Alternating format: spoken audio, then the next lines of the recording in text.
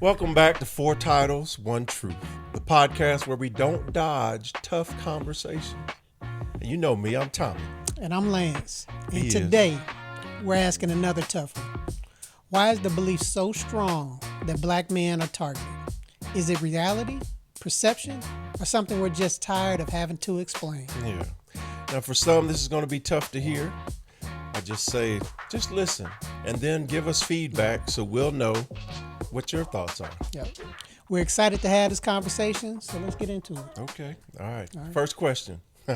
Where were you and how old were you, if you can remember that far back, when you first became aware that the color of your skin came with added rules to your survival?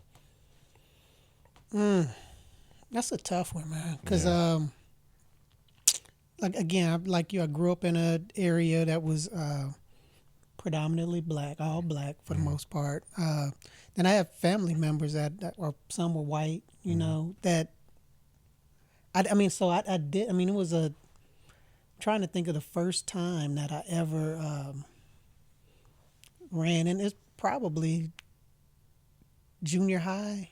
Yeah, it had to been like junior high because I would walk to the or this particular time I walked to the dentist, which was up in the white part of next little town. It was a little suburb part, but next little town right up that Right. I could walk through it, and that's where the dentist office was. And as I was walking up there, walked up, didn't have a problem. Then when I was walking home, cop car saying, driving in the opposite direction I was in, turned, came around. While you were walking in While I was junior high walking, school? while I was Okay. walking, came around, pulled over, and I was like, yes, okay, yes. And he's like, where you going? It's like, home. Where you coming from? The dentist's office, right over there. Well, make sure you get there. So it was like, Aggressive. okay. Yep. And then Did you tell your pops? What did he say? absolutely. It was like he was pissed, and I was just like, he's like, well, you handled it. You said you didn't get. I was like, I didn't know what to, because I didn't have any ill will towards. I didn't have any reason at that time to, and maybe I was just ignorant. I didn't have any reason to think the worst Right. Of that or situation. think the best. Yeah, because it's just like, oh, what's going on? Then when I got into high school, and being in a high school that was predominantly white in a town that was white. So if we did anything like, especially after school hours and any of the little, like the pool, or if they had anything like that, then you would hear, the N word, come up, and it was a lot more prevalent, especially if you were dating or talking outside your to, race. yeah, it was much more prevalent, and and it was just learning by situations. Because there's another big one was we were wrestling up in Chicago. This is our team, and our team was, it was predominantly, we were white school, but our team was predominantly black, especially when we wrestled in the summertime and stuff. So we were up there wrestling it was a tournament. We were staying at one of our coach's friends' homes. So we went out, we walked, and it was Deerfield. Deerfield is, Heard of it? yes. So we say, okay, let's find a little store. I think we were trying to find like a little convenience store or something. So we got up, walked out the house, walked to the store, and it was probably about four. It was four or five of us. I can't remember how many of us. Walked back to the house. Soon as we got into the house, cops swarmed the house. Wow. We were like, what? And because like one of the guys said, is somebody walking around the side of the thing? It was a cop. cops. I mean, thinking that Wow. because somebody had called and said that they saw these, A gang. yep, black kids walking, and then they went into like we were breaking into this house Wow. because our coach wasn't there. Nope, we were there. So that was that was an experience, and then probably the last one was when I was well, not last one, but another one was when I was in college, and I was At a black college. at a black college. But I was driving home to, and I was coming through Ohio. I was in Eastern Ohio. Whoa. I was in Eastern I'm Ohio. going to edit this out of the conversation. No, just playing. Go ahead. Coming home Eastern Ohio, it was me, one of my friends, my good friends, Chad. He's from Cincinnati, and another one of our friends, Sam, female. Okay. But we were driving back, and I had at that time, I had a red LeSabre. I don't know if you remember Buick, LeSabre. absolutely. Yeah, Buick LeSabre. Yes, I did. Driving back from there and got pulled over by the cops. Wasn't speeding or anything. Right. So I'm like, what did we get pulled over for? So the cop comes up. Well, he had us pulled over, and then he was waiting for another cop to come. Then they pulled up, and then another cop came with a dog. Ooh. And they said that our car fit the description of somebody that just escaped from the prison or whatever. That was, and I was like, so they searched the car, had the dog sniffing the car and everything, and I'm like, we fit the description from the highway driving. Nothing. Happened to be in that spot at that time. I mean, so I mean, it's been a few, but those are the ones that stick in my mind as far as that. But yeah, that first time I was probably like ninth grade. I can't remember, but again, I never grew up where.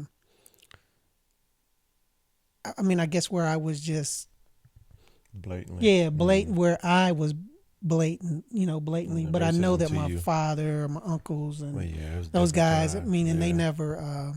They grew up with that crap, so they knew how to navigate it and deal with it a whole lot better than me. Because I feel like in our generation, a lot of it we were growing up with the passive aggressive type of thing where it's there, but they're not. Yeah, sometimes you didn't know. That too. Until it did. That too. How about you, man?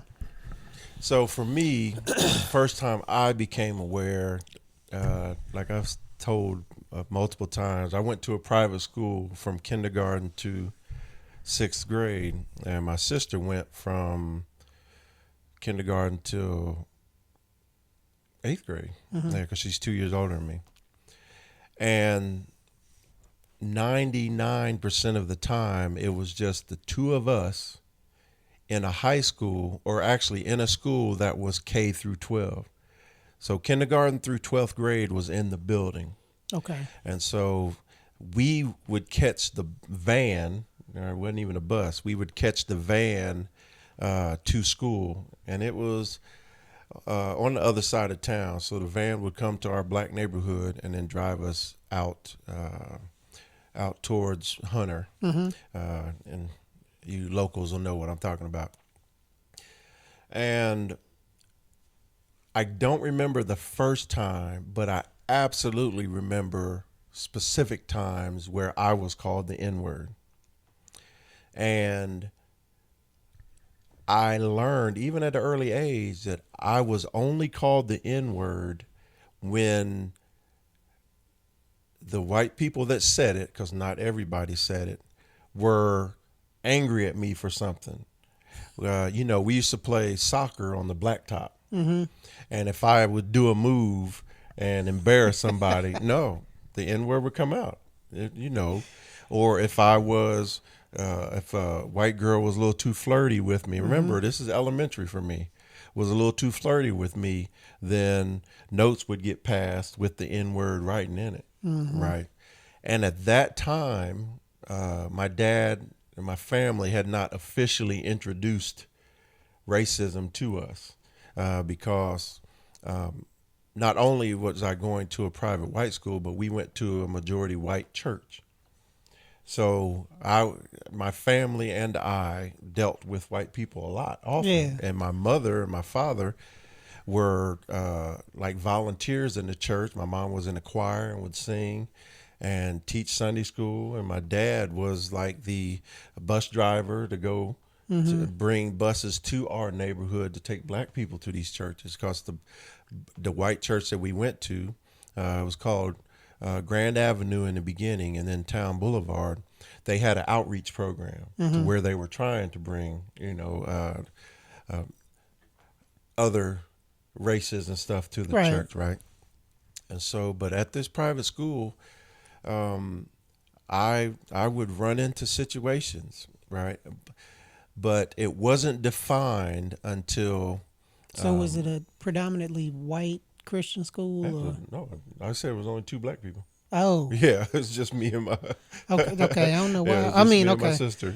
I mean, yeah, because I went to Catholic school, but it was predominantly black. No, it was all. I mean, from teachers to staff to students, we were the only 2 black people in that school on average. Yeah. Wow.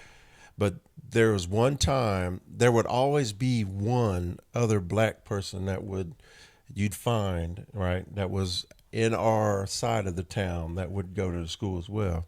But there was this one time, we were on the bus, like I said, it was K through 12. And there were, I don't know if they were seniors, but they were absolutely high schoolers. And they were making fun of us. And there were 3 black people on the van. It was me, my sister, and a friend. Her name was Leoma. But we were on the van, and they were making fun of us about something, and they called us monkeys. And once again, I was not introduced to racism, so I didn't. Even growing up in a black neighborhood, my parent. Once again, I was somewhere between 1st and 5th grade. Because you're not at home and Well, people call you monkey, yeah. call you monkeys and stuff. That's one that's So we were on the van, and they called us monkey. And then we got off the van, and my sister had mentioned it to my mom, and I'm not sure if my dad was there, but my dad found out. My dad's from Troy, Alabama. Black on black on black on black, right? And so that next morning, my dad didn't go directly to work. He waited for the van to show up to pick us up, because they came to the corner. We lived on a corner growing up, and that corner was the pickup for us for school my whole life. We never had to walk anywhere. Okay. So when people were out on the corner freezing, he's looking out the window. We waited right by the door. But anyway, but that morning, all because my sister mentioned it in the house. I'm not sure if she told my dad, but she absolutely told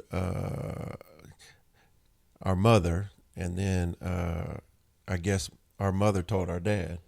But that next morning, while we were about ready to walk into the bus, we had no idea what Dad was doing, but we got on the bus and then we sat down, and Dad wouldn't let him close the door, and he said, and I remember him saying it. He was like, "I don't know which one of you called my children," because he claimed all 3 of the black people there, a monkey. He was like, "But there are no monkeys on this van." He said, "I pay for my kids to go to that school just like your parents do. And what you won't do is call anybody outside of their name from this point forward." And he looked at every one of them. He was like, "Is that understood?" And it was boys, girls, high schoolers, elementary, and even the bus driver. I was gonna say, did the bus driver say anything? Like I or said, I don't remember why it happened, but they called us monkeys, or a guy, his name was Eric something, called us monkeys, and my sister mentioned it at home, and our parents somehow, and then Dad did that, and my dad is 6'2", and at that time he's probably about 240, 250, so he's always been a big guy, yeah. And he always carried himself like, I'm not just big, but don't. Yeah. And he had the edge to him, but he was the most genuine and polite person ever. No matter where he was, people loved him. You know what I'm saying? And Mom says I have a little bit of that, but no, he could say whatever he wanted to, and everybody just be, I love Tom Jones, blah blah blah. But he was a genuine person, and ever since that day till the rest of the time we were in that school, as far as the van issues, never had that. One. Yeah, but that was the first time that we were introduced to racism. And understanding that we knew we were different, but understanding that people didn't like our difference, right, and why. So that was interesting. I mean, I think kids understand difference. It's the hate, the hate the anger piece, the anger. But like, why is that bad? Why is that wrong? Agreed. Why is that? Agreed. Do you think that the belief is generational, or has it evolved with society? Okay. So I absolutely believe it's generational, right? Because of the circumstance that got us to this country, right? And the reality of that, for most of the time we've been in this country, we weren't even credited as being a full human. Right. So if you are seen as evil and a product, then you are absolutely not going to be someone that people are going to be considerate to. You're not going to be someone that people are going to trust. And you're not going to be someone that people are going to admire openly. All right. Openly.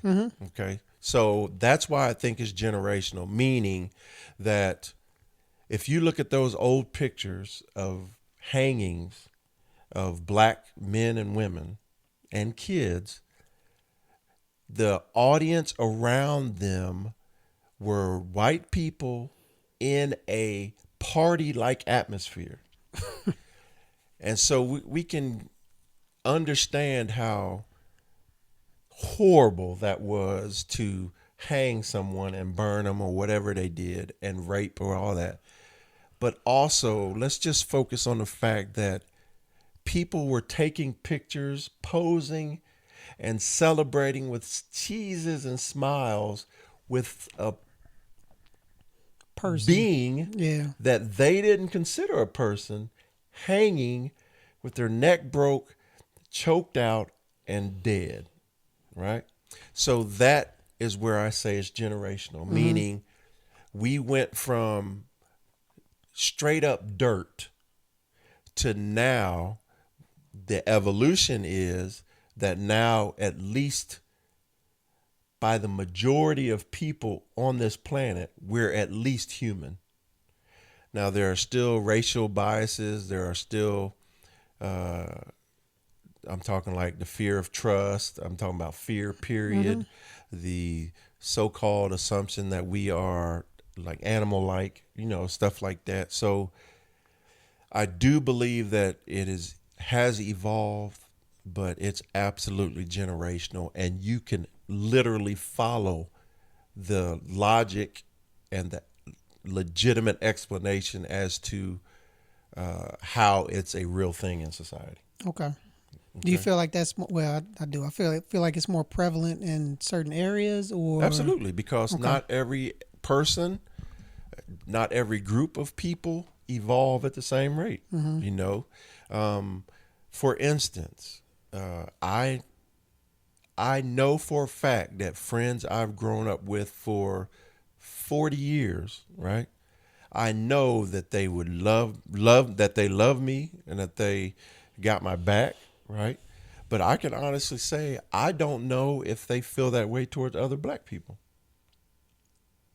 You know what I'm saying? Mm-hmm. And on the flip side, I evolved into a mistrust and fear of white people because of the situation experiences in my life. So Okay. I've had to battle that, even though I was raised in a white Christian school and in a white church. And the reason I've evolved into that is because I was still black.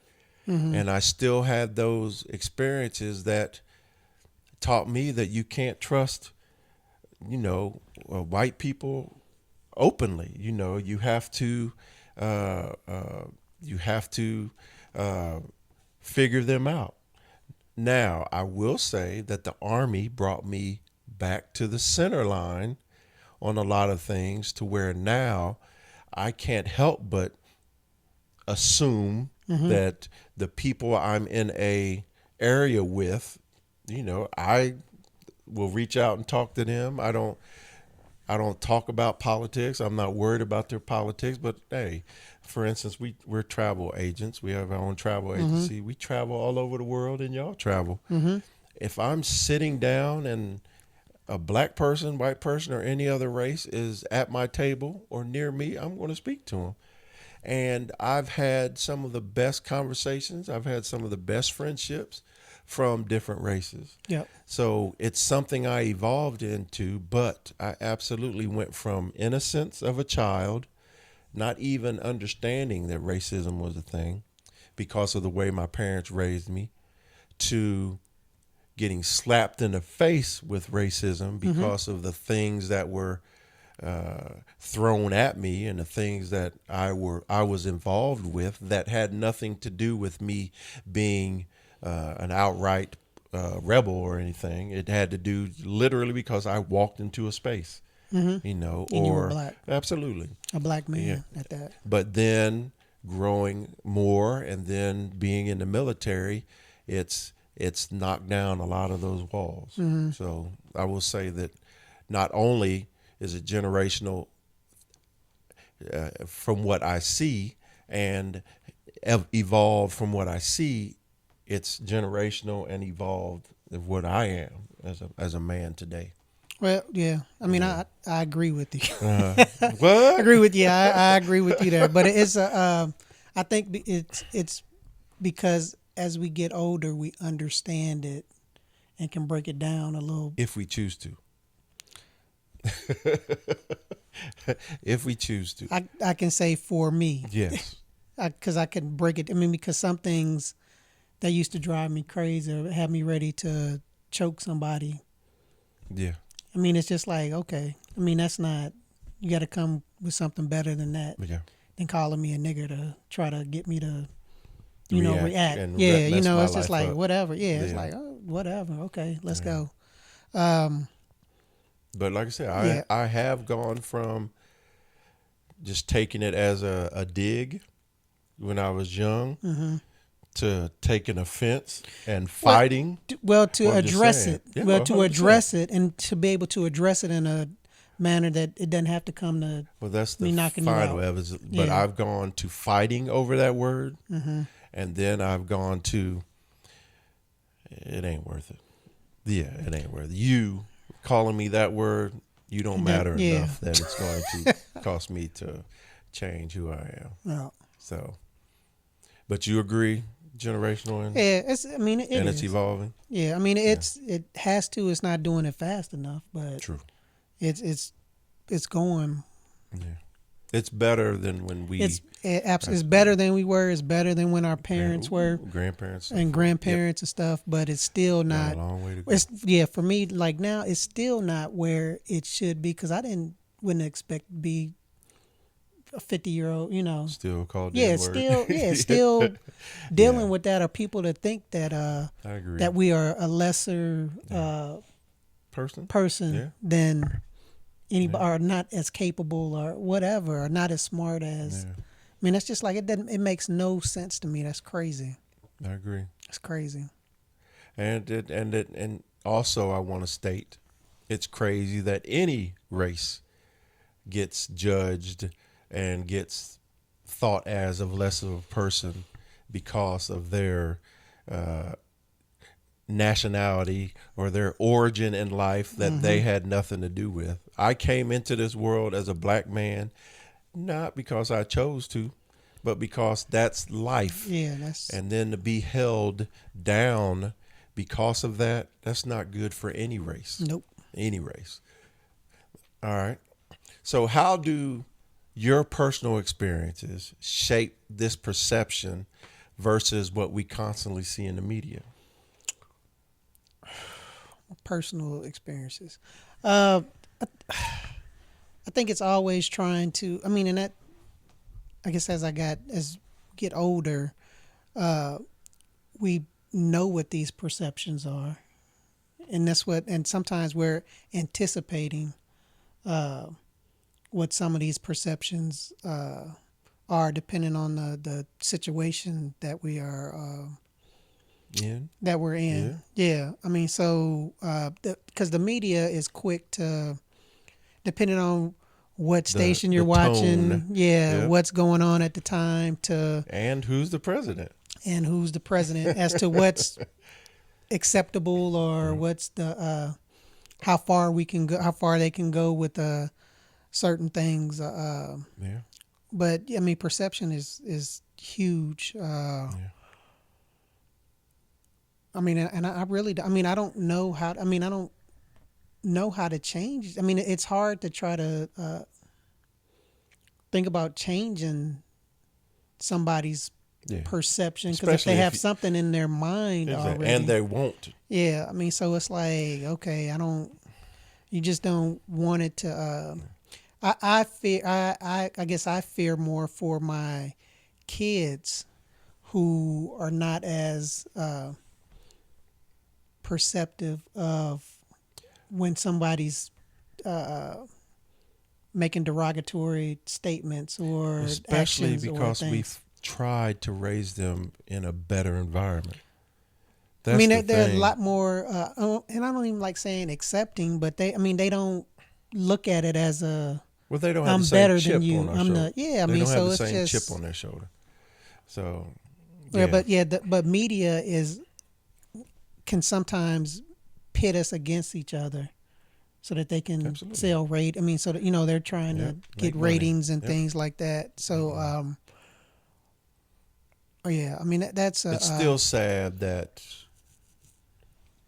the worst part of the news is the majority of it is of a brown skin tone, whether it's Hispanic, whether it's whatever, black, whether it's it seems like the worst of the news is absolutely related to the skin color. That's what's frustrating. That's why I don't really watch a lot of the news. I read a lot more. But for me, the personal experience is by what I went through and what I talked about, how the Army corrected a lot of my assumptions of people. Because even when I went to basic training, now I'm from Middletown, Ohio. We had Hispanic people and we had some Asian people, but I'm talking handfuls. So it was majority black and white. That's what I grew up with. And even the Hispanic people in Middletown, to me, were more associated to the white people than the black people, because I didn't hear the Spanish accent growing up. I didn't hear the Spanish words growing up. So, and then the Asian, I only knew like one or two from an Asian family, and the Asian mother and wife that I knew was, I believe, Chinese.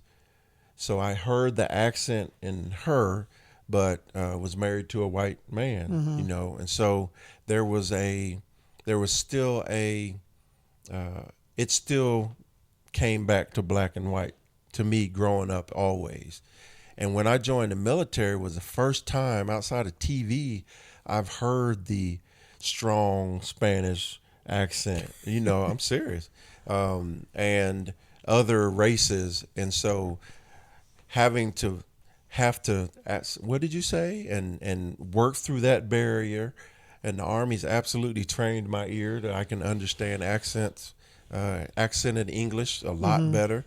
And so even I learned from that experience and basic training being thrown together. So I can imagine how a white person who'd never seen a black person and then being thrown into that fire, or any other race thrown into that Army fire of everybody everywhere, is different. I can absolutely understand the surprise and stress of that, but also that's where I lean towards the military, because you have to adjust and adapt. And no matter what, in the military, following the rules, the only thing that matters is accomplishing the mission. And accomplishing the mission depends on everybody doing their part. So even if you're still the most racist, black, white, or whatever person, you still had to deal with those other races to accomplish the goals of the mission. So let me ask you this.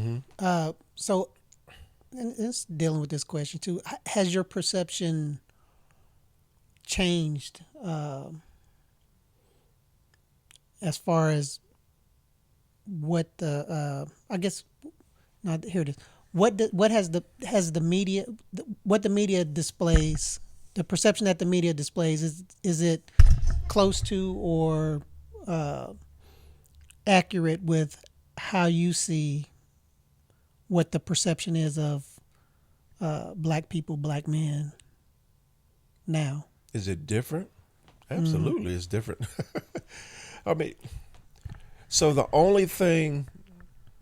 reason I get so bothered about, like I said, the news focusing on the worst parts of the news, focusing on the darker skinned people, is because I grew up in a neighborhood of bad black people and good black people. And easily the majority of people are good people. Yep. The bad people, everybody knew about. Yep. Because it was the same people. Yep. You know what I'm saying? I mean, it was the worst of the worst. And the reason I point that out is because I know that's the same thing that happens in a white neighborhood, in a Hispanic neighborhood. There are good people everywhere. And that's what I was trying to, is like, I feel like we are the only race that gets lumped in, and everybody is the bad proven bad before you even. It's like that's like ink on your hand. Everybody else can wash it off by the horrible things that their race does, but black people are. I mean, think of the serial killers out there that are white, are heralded by some people and have documentaries, right? But check this out. Malcolm X was hated by everybody, but the majority of everyone outside of the black culture. Yeah. And he didn't murder nobody, let alone multiple people. You know what I'm saying? He didn't. So that's what's always thrown me off. Those serial killers and those gangsters. You know, those gangsters in history did much worse than any black gang. Yep. Much worse. But they are heralded and seen as cool. And a lot of people, I'm talking about all races, they take them as their heroes. You know what I'm saying? But the Black Panthers are like one of the worst terrorist groups that in the history of the United States, who never had a mass anything. Nope. Never had a mass murder or killings. Never had a mass plan to take over the United States. Nope. They fed the kids. That's all they tried to do was bring up their black culture. That's what their focus was, and tried to keep people that weren't in that race out of it. That was the initiation of all of them anyway. And so it's just, and it's not just the media. The media has a huge role, absolutely, because some people just believe what they hear. But it's also, a lot of people do. Yeah, it's in people's hearts, man. There's people out there that are racist because that's how they were raised and that's what they see. And there's nothing you could save their life. That is the most frustrating. Yeah. Most frustrating thing for me. Absolutely. Is like, especially when they can't explain. It's like, why? Yeah. Just explain to me why. I just want to understand how you feel that way or why you feel that way. And if you can't explain to me, then it makes no freaking sense. Yeah, and if you can't have a conversation and at least hear the other side, that's what gets me. Oh. And there are black racist people, there are Hispanic racist, but everybody has racists in them, right? And it don't matter if you can't at least be open to hear the other side without being ready to have your argument forced on people, and because you're not listening, you're just too busy thinking about what you're saying next, then there's certain groups, there's certain people that there's nothing you can do about it, man. You know, so like I was saying, the media has one part of it, but it's in people's hearts and souls who are the nastiest people out there, and and are ain't gonna staying. Change that. No, yep, you're not gonna change that. They're staying that way because that's the way they want to be, and nothing you can do about it. Yep.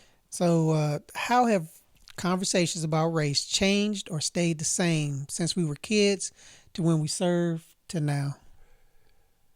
Well, it's changed because a lot more people are I'm talking about of all races are now seeing it as racism.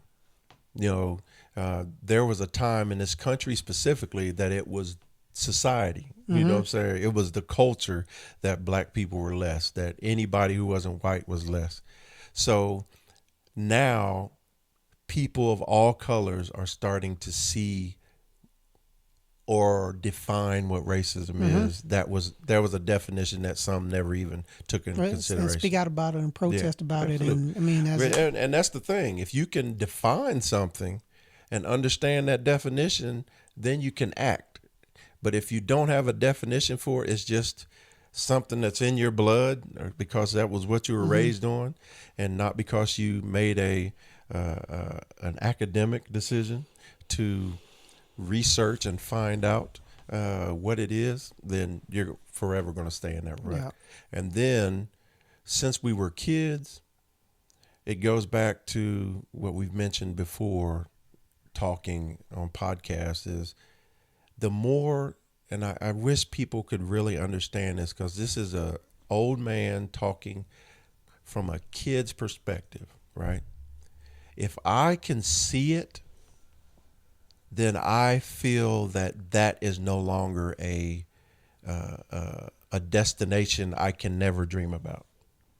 So when President Obama became president, I was so inspired because I felt without a doubt that my son could now at least envision himself as a president. Well, he could see himself. Absolutely. Yep. That's what I'm saying. Whether he took that path or not, which he hasn't yet. But Jalen, I'm talking to you, which he hasn't taken. But the fact that now, because me growing up, it was all white men. So being the president was not a thing that I even dreamed about, because I didn't even think that it was a reality. So that's how I say, that's what I say to that, because since we were kids, it's absolutely changed. And then when we served, it goes back to being brought back to the military standards. And everybody is supposed to get to those standards. And the closer you can get whatever environment you're around to those standards, Some people, not speaking of the military, not speaking about the military, some people have religion. And that's how they bring their group of people together. Some people have just their beliefs or whatever. So there's a moral compass for every group.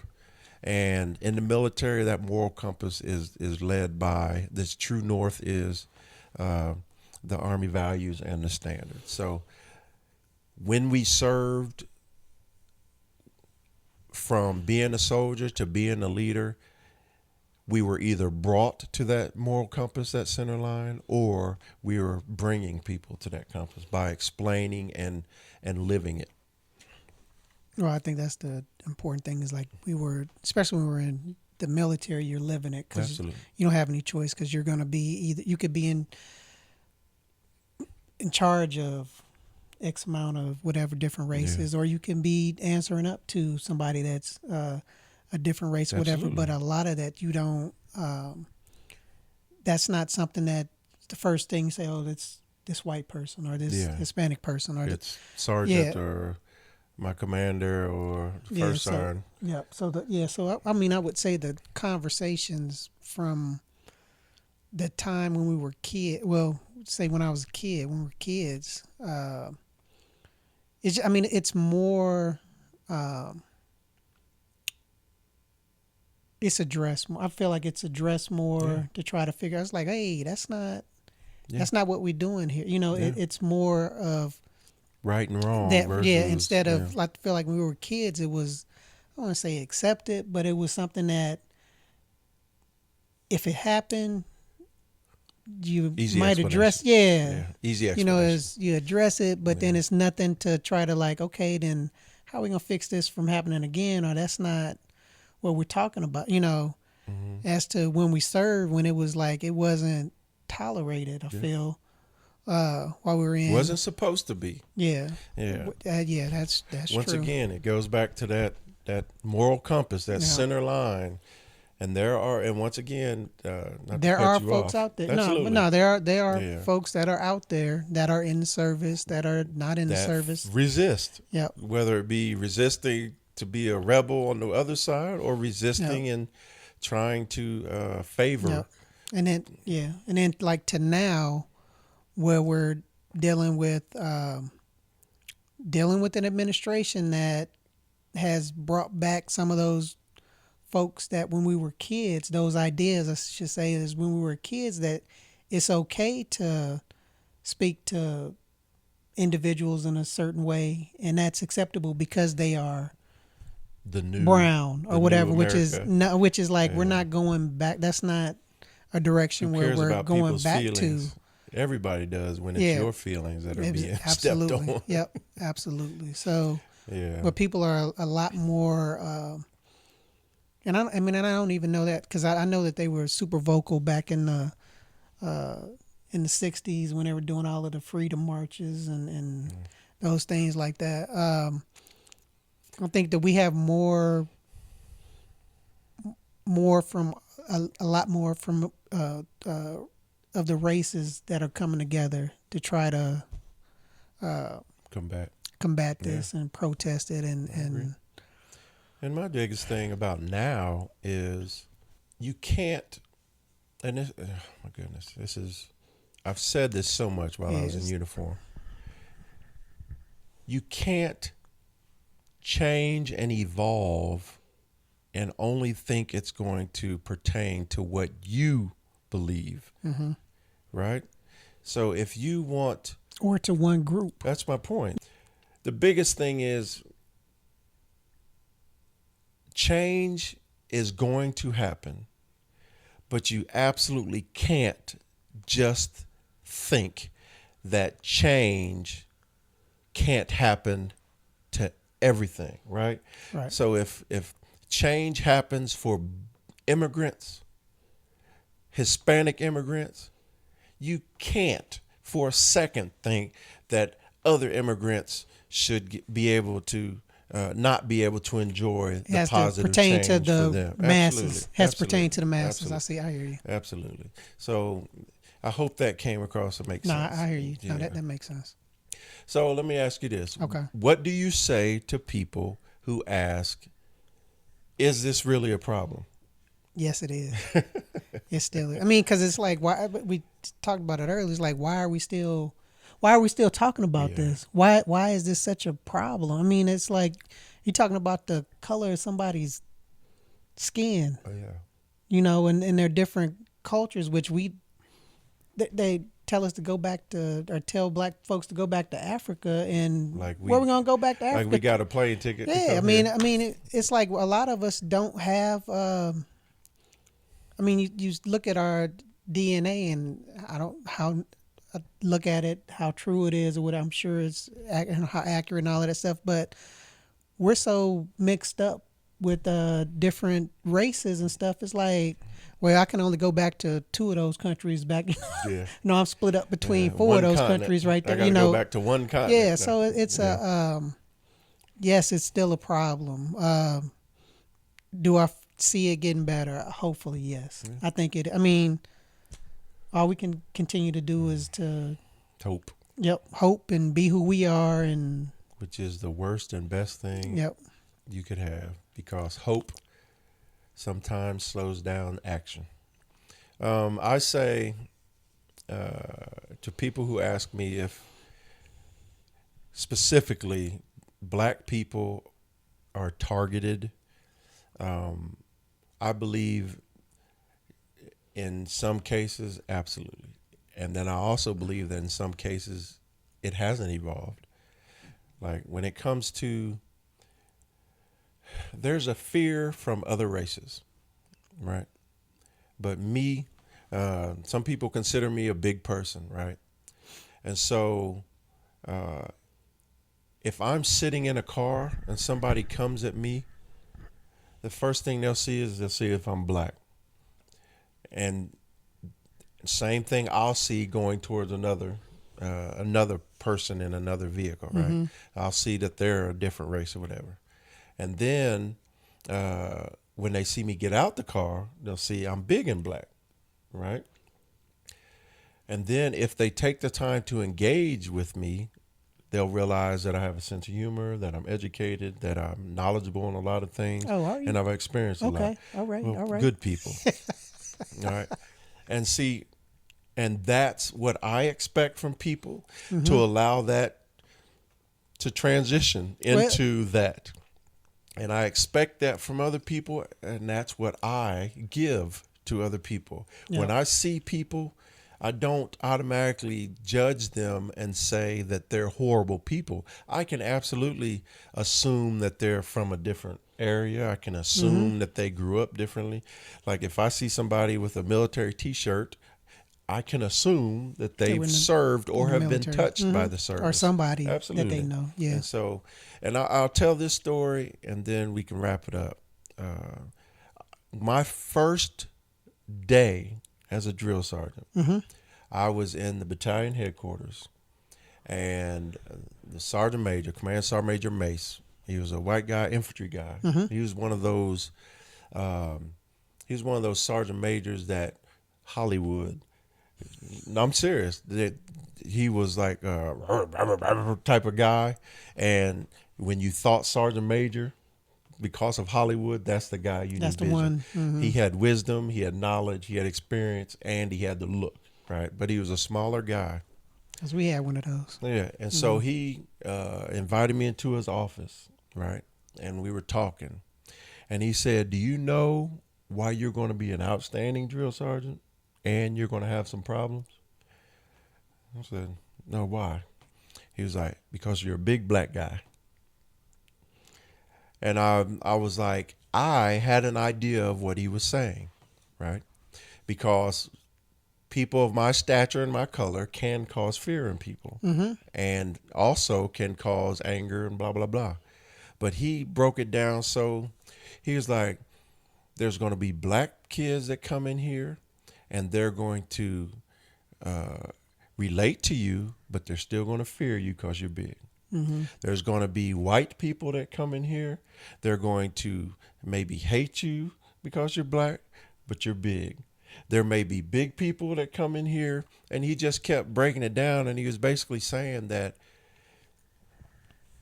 The negative is you're going to be judged, but you're a big black guy. Mm-hmm. The positive is you're going to be judged, but you're a big black guy.